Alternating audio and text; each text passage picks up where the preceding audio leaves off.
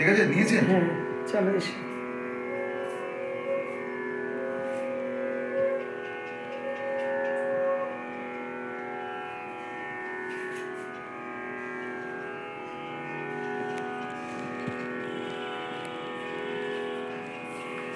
নমস্কার।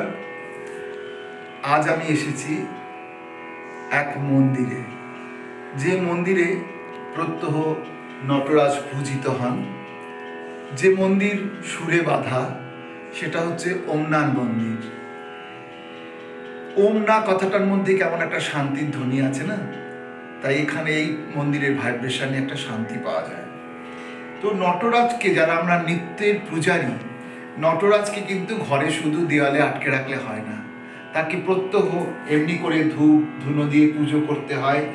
তার সামনে থাকে এই যে ঘুঘরু, এই যে মধুর ধ্বনি,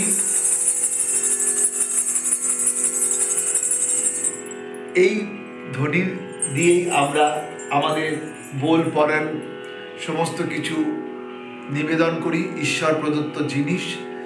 তাই কখনো সেটা শিবের বোল করি, কখনো সেটা পার্বতীর বোল করি, কখনো সেটা কৃষ্ণের বোল করি। যখন যার বোল করি তখন তার রূপ ধারণ করি। এটাই আমাদের শাস্ত্রীয় নৃত্য, এটাই নটরাজ অর্থাৎ নটদের মধ্যে যিনি রাজা অর্থাৎ শিব, তার দেওয়া পরম বিদ্যা। এই বিদ্যাকে আমরা সবাই পরম যত্নে পালিত করব। নমস্কার।